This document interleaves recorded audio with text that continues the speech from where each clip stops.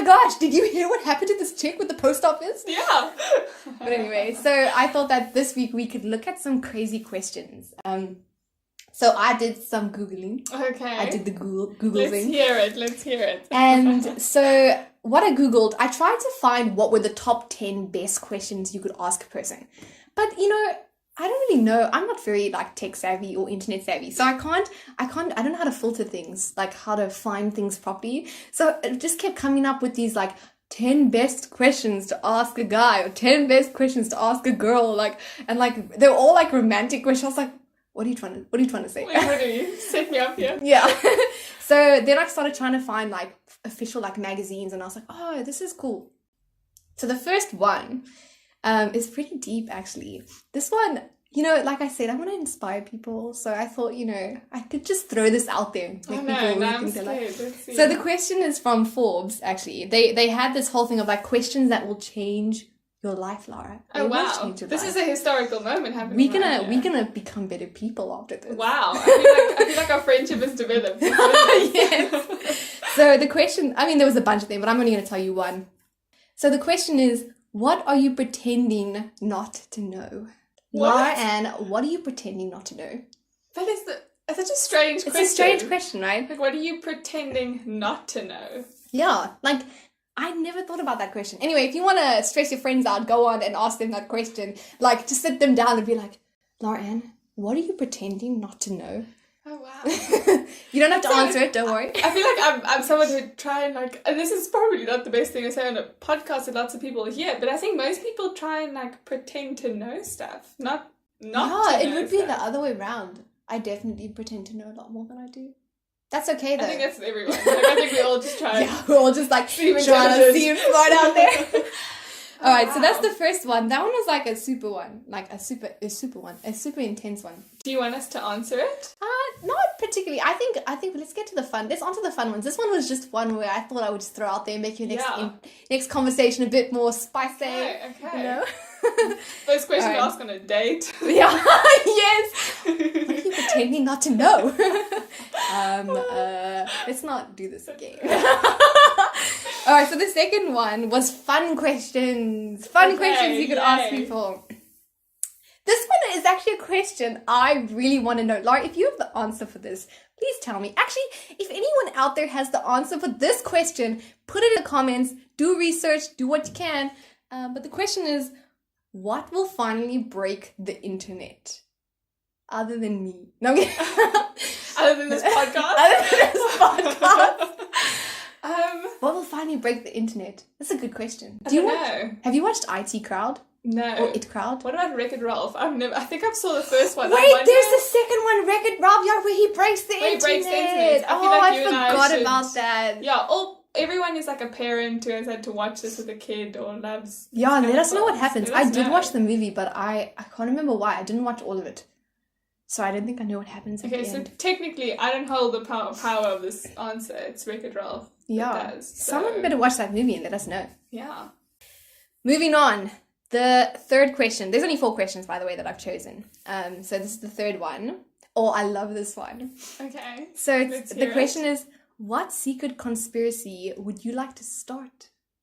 Oh, wow. Well, actually, you know what? I'm going to put a twist on this one. I'm going to change this one. I'm going to make this one, okay. A Madness with Mickey kind of. Yeah, let's hear it. So, what conspiracy would you be known for? Like, if someone looked at you and they were like, what do you think people would like? What conspiracy would people like attach to you? What do you think? Mine, I can tell you mine. Mine is one that I love to bring up. It's like that whole moon landing one. Oh my God, yes! Oh, yes! I actually saw this really funny post that said, next time someone comes at you with there was no moon landing, turn back to them and say, oh, you believe there's a moon? I would. Like, oh, next level stuff. Yeah, next level conspiracy. Yeah. I would. I don't think I give like a conspiracy theory vibe to people. Or at least I hope I don't. I don't know. I thought it was just a fun way. Like, okay, well, then let's say, what conspiracy would you like to start, Lara? Come on. I don't know. I don't think about conspiracy theories that often, so I wouldn't know. It must be nice. I haven't really, you know, like people search the internet and they go on like all these Oh, yeah. spirals of like going into stuff. I haven't done that before. My dad watches a lot of documentaries and I overhear only bits and pieces of them. So I try like filling the gaps by myself, and so I end up creating my own conspiracies. Yeah. I think I would have to say I think there's like a secret underground club for all like rugby stars. What? Like them and their Why? wives. Like they're all part of the secret club. What would they do? Look at the South African rugby team. Like and they went forward, like at the World Cup. They were also close, and like they were like this little like. I think that's just called friendship, Lara. I don't know. Friendship is not a conspiracy. No, I'm telling you now, like all these sports teams, there's like an underground like secret club somewhere where they, I don't know, have secret tournaments or something. Yeah, I think that would be my conspiracy. That's brilliant. I think that's a really good one. You're so funny. Thank you.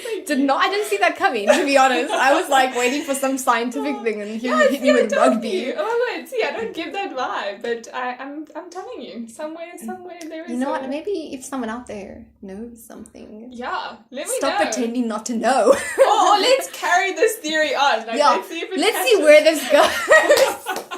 Hashtag rugby conspiracy. All right, so the last question. This one was funny because this one apparently, so this, like I said, there were different categories that came up when I looked for questions. One of them was interview questions, right? And so there was a bunch of questions that are like, oh, these are really good questions that have been asked in interviews to help people like, you know, better understand who they're interviewing and like to see different sides of them. And I was like, oh my goodness, I should have made like an interview process for like the people wanting to be on this podcast and ask them this question. No, I never would have qualified. Oh yeah, it's a hard one. Okay. Are you ready for this one? Probably not, but let's hear it anyway. So the question is, what do you think of garden gnomes?